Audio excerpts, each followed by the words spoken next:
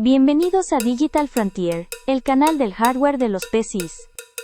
Bienvenidos a Digital Frontier. Suscríbanse, denle me gusta al video y activen la campanita. Hola a todos y bienvenidos. Hoy nos metemos de lleno a explorar una pieza de hardware que, bueno, ha dado muchísimo de qué hablar. La nueva tarjeta gráfica NVIDIA GeForce RTX 5090. Tenemos análisis técnicos, opiniones de expertos, los primeros comentarios de la comunidad. Y la idea es entender qué la hace tan especial. No solo es la sucesora de la ya potentísima RTX 4090, sino que parece marcar un cambio, ¿no? Un giro de NVIDIA hacia la inteligencia artificial. Para empezar, recordemos un poco. Se anunció en el CES 2025 y salió al mercado el 30 de enero de este año, después de meses y meses de rumores. Exacto, y es clave entender el contexto. NVIDIA sigue dominando la gama alta, pero muy cómodamente. AMD, su principal competidor, con RDNA 4, decidió no meterse en esta pelea de la gama ultra entusiasta. O sea que NVIDIA está jugando solo en esa liga. Básicamente. Y eso, claro, influye mucho en el precio y en lo que ofrece la 5090. Es un factor súper importante para entenderla. Bien, entonces vamos a desarmarla, metafóricamente hablando. Empecemos por el corazón. La GPU GB202, con la arquitectura Blackwell. Las cifras que vi son, bueno, impresionantes. Lo son, la verdad. Es el chip GB202-300-A1. Lo fabrica TSMC en un proceso que llaman 4N, que es como un 5 nanómetros pero personalizado para NVIDIA. El chip es enorme, físicamente, unos 750 milímetros cuadrados, y adentro tiene 92.2 mil millones de transistores. 92 mil millones. ¿Cuánto tenía la 4090, para comparar? La 4090 andaba por los 76.3 mil millones. Así que sí, es un salto importante en densidad. ¿Y todos esos transistores en qué se convierten? ¿Qué hay dentro en términos de núcleos y eso? Pues mira, tiene una configuración masiva. 21.760 núcleos CUDA. Esos son, digamos, la base para el rendimiento tradicional en juegos. Pero además vienen 680 Tensor Cores, que ya son de quinta generación, y 170 RT Cores, de cuarta generación para el Ray Tracing. O sea, no es solo más cantidad, sino que son núcleos más nuevos. Exacto. Hay mejoras cualitativas. Los SMs, donde viven estos núcleos, están optimizados para lo que NVIDIA llama shaders neuronales. La idea es meter más IA en todo el proceso gráfico. ¿Y los Tensor Cores nuevos, los de quinta generación, qué hacen diferente? Son clave para esa integración de IA. Ahora soportan un formato de datos nuevo, el FP4. Y esto, en teoría, podría duplicar la velocidad en tareas de inferencia de IA. Piensa en cosas como DLSS. Ajá, DLSS. Luego hablamos de eso. ¿Y los RT Cores? ¿Los de cuarta gen? Esos están diseñados para manejar lo que llaman megageometría. Son más eficientes procesando escenas con trazado de rayos muy complejas. Entendido. Núcleos más potentes y más especializados. Y luego está la memoria, ¿no? Que parece ser otro cambio gigante. Definitivamente. Es un salto muy importante. La RTX 5090 trae 32 GB de memoria GDDR7. 32 gigas. La 4090 tenía 24 gigas de GDDR6X. Correcto. Pero lo realmente sorprendente es la interfaz. Un bus de 512 bits. 512 bits. Hacía años que no se veía eso. En una GeForce de consumo, ¿verdad? Muchísimo tiempo.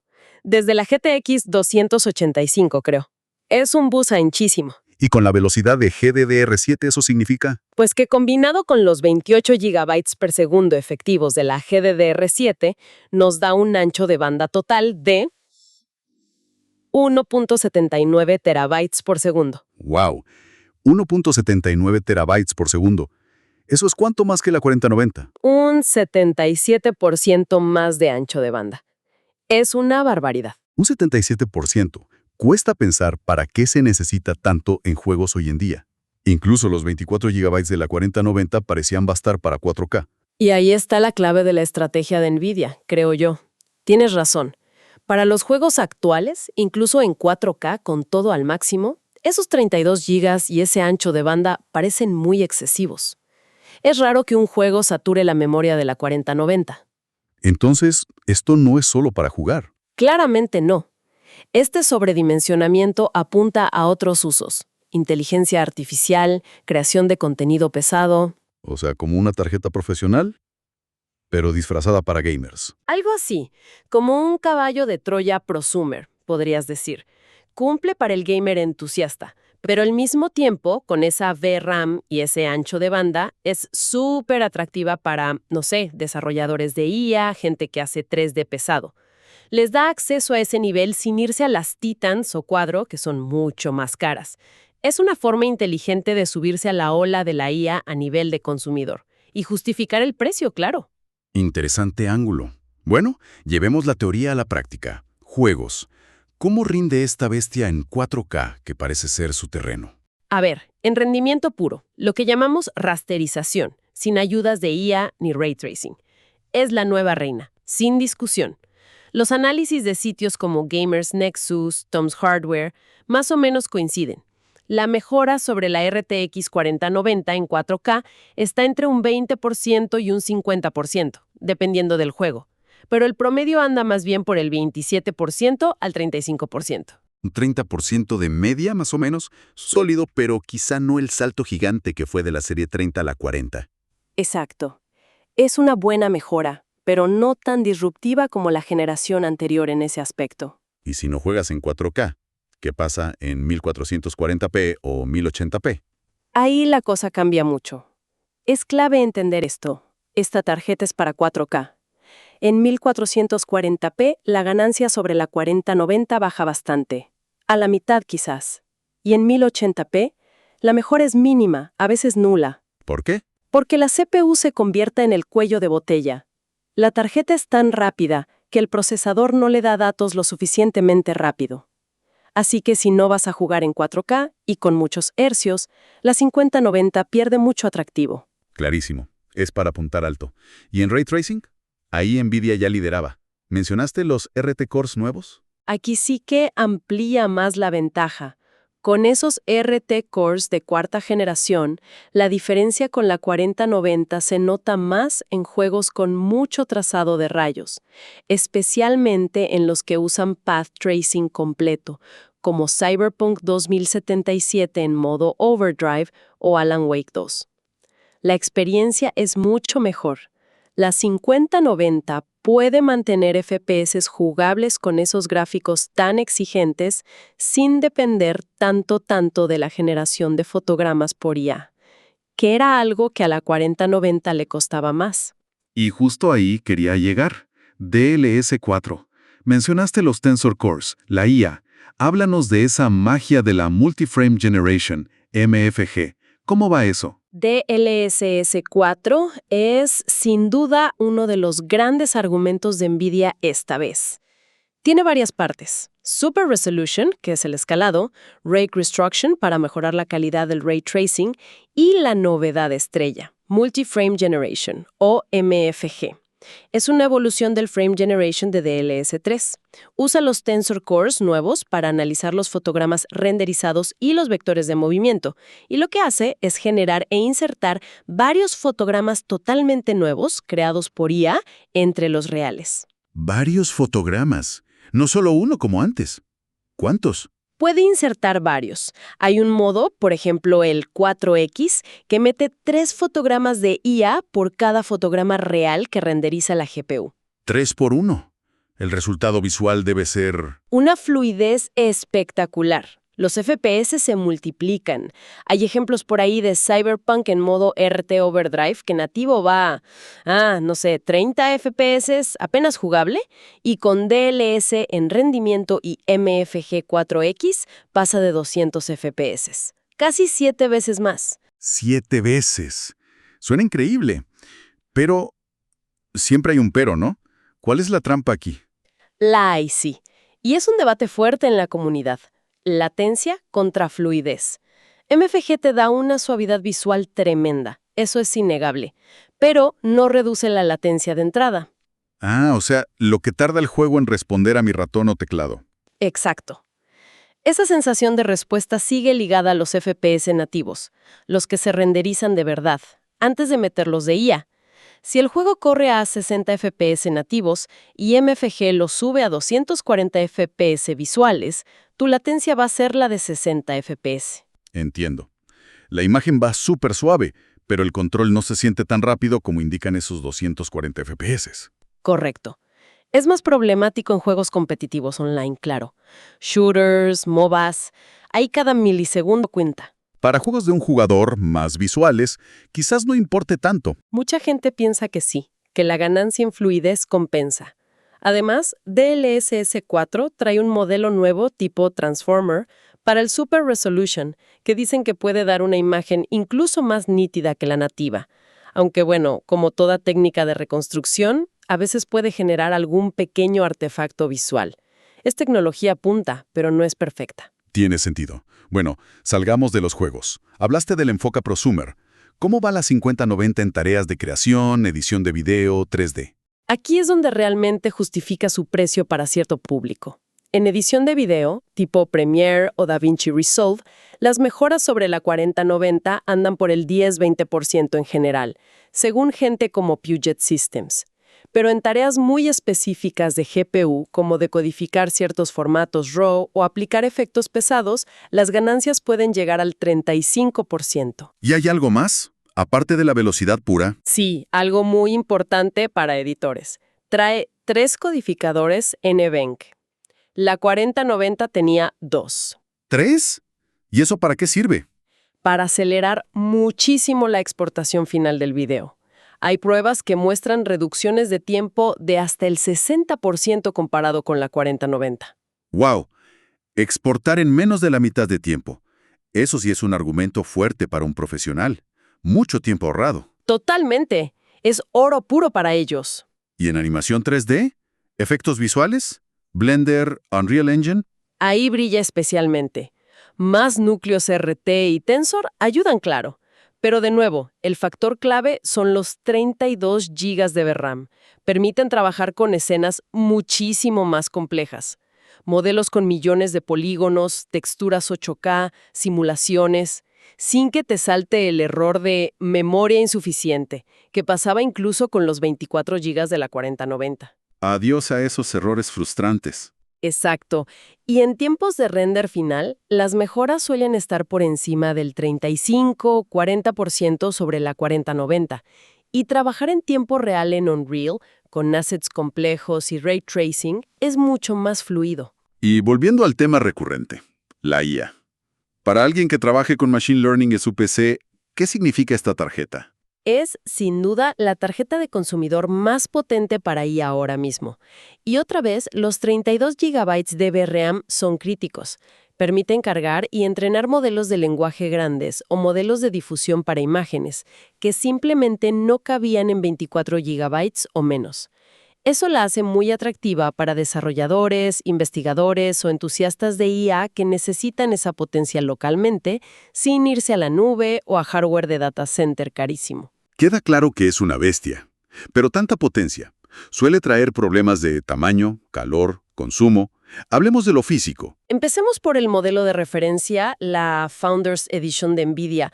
Es una obra de ingeniería, la verdad. Mantiene un diseño de doble ranura, compacto para lo que es y con materiales premium. Pero esa compacidad tiene un coste térmico. Se calienta mucho. A ver, los análisis dicen que el disipador maneja bien la temperatura del chip principal, la GPU. Ronda los 72 grados Celsius bajo carga fuerte, lo cual está bien. El problema parece estar en la memoria GDDR7. Es muy rápida, muy densa y se calienta bastante más. Se han medido hasta 90 grados Celsius en algunos tests. 90 grados en la memoria. Eso suena preocupante. Sí. Sugiere que el diseño prioriza enfriar la GPU sobre la memoria. Podría ser un problema a largo plazo o en cajas con mala ventilación. ¿Y el consumo? ¿Cuánta energía pide esta tarjeta? Muchísima. El TDP oficial está entre 575 y 600 vatios. Es de las más tragonas del mercado de consumo. 600 vatios. Eso implica dos cosas, ¿no? fuente de alimentación potente y buena ventilación. Exacto. Necesitas una fuente de muy buena calidad, mínimo 950W o 1000W recomendados. Y una caja con un flujo de aire excelente, porque la tarjeta va a soltar 600 vatios de calor ahí dentro. Y esto nos lleva a un punto delicado, el conector de energía. ¿Sigue siendo el de 16 pines, ahora llamado 12B2X6? El que dio algunos problemas de fusión en la generación anterior. Ese mismo. Aunque dicen que esta versión es mejorada, sigue habiendo cierta preocupación sobre si aguantará bien 600 vatios de forma sostenida. Un mal contacto, un cable doblado, podría seguir siendo un riesgo. Hay que estar atentos. Entiendo. Con esas temperaturas de memoria y ese consumo tan alto, ¿qué alternativas hay? Los modelos de otras marcas, Asus, Gigabyte, MSI. Los modelos de los socios, los IBs que llamamos, suelen atacar esos puntos débiles. Vienen con sistemas de refrigeración mucho más grandes, disipadores de 3 o hasta 4 ranuras, más ventiladores, heat pipes más gordos, algunos hasta con refrigeración líquida integrada. Supongo que enfrían mejor. Sí, consiguen mejores temperaturas no solo en la GPU, sino también en la memoria GDDR7 y los VRMs, que son los que entregan la energía. Pero claro, eso costará más dinero. Exactamente. Esos modelos suelen ser bastante más caros que el precio oficial de la Founders Edition. Así que elegir entre la FE y un modelo IB ya no es solo por estética o un poco de overclock.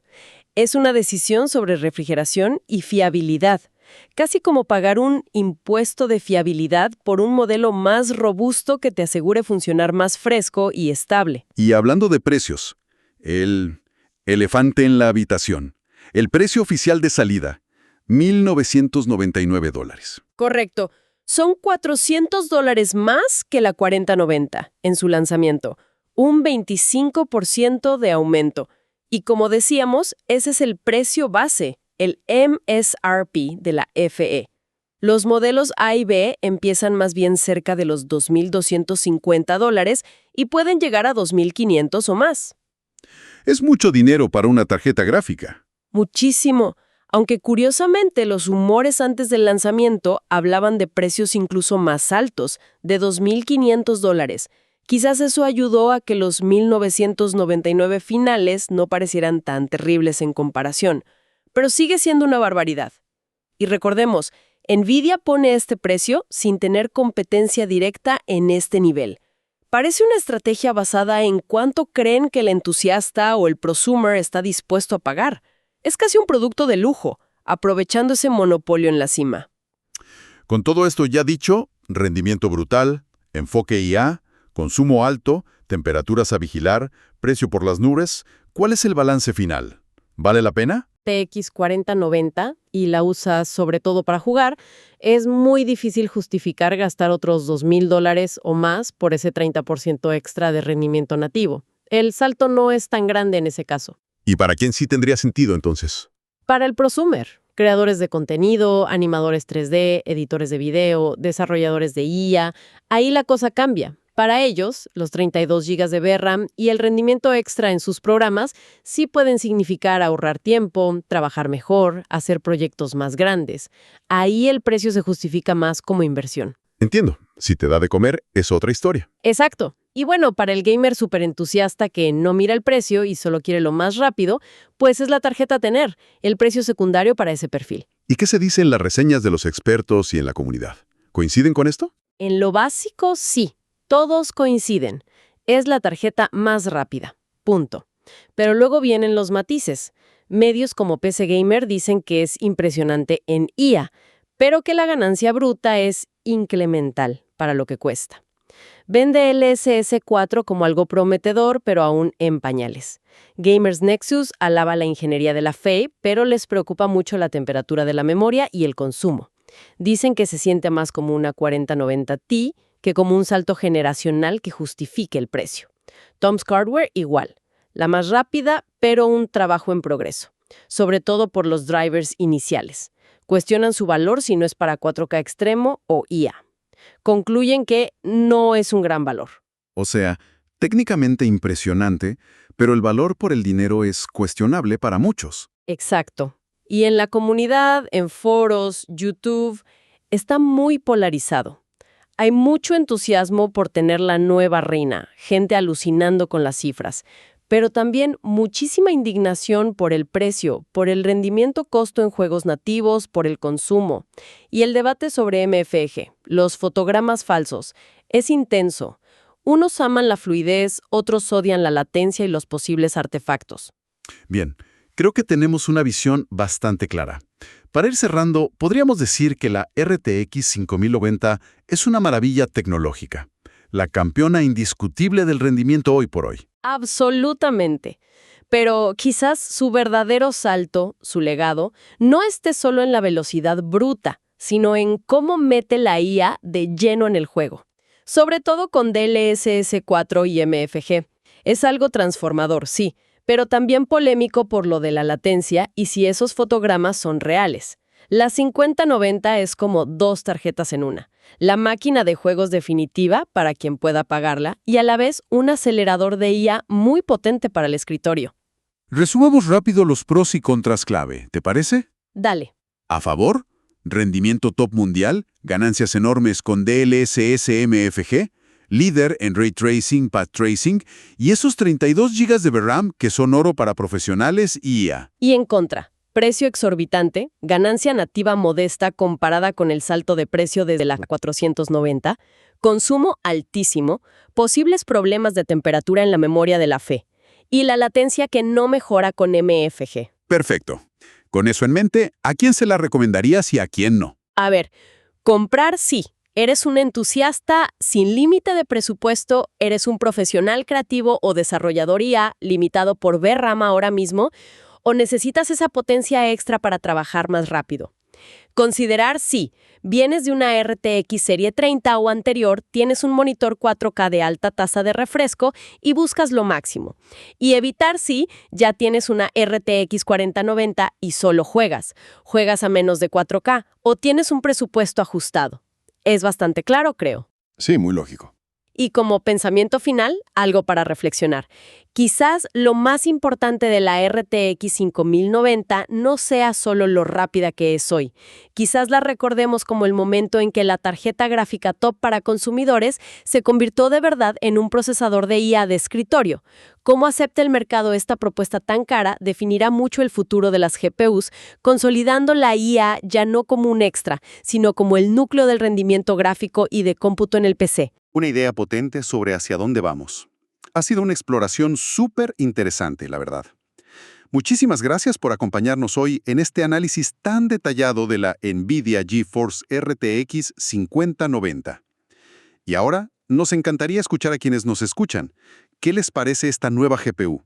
¿Creen que el precio se justifica? ¿Les emociona o les preocupa esta dependencia creciente de la IA en los gráficos? Dejen sus comentarios. Si les gustó este análisis, agradecemos mucho un me gusta y que se suscriban para no perderse las próximas exploraciones. Gracias por escucharnos y hasta la próxima. Nos vemos.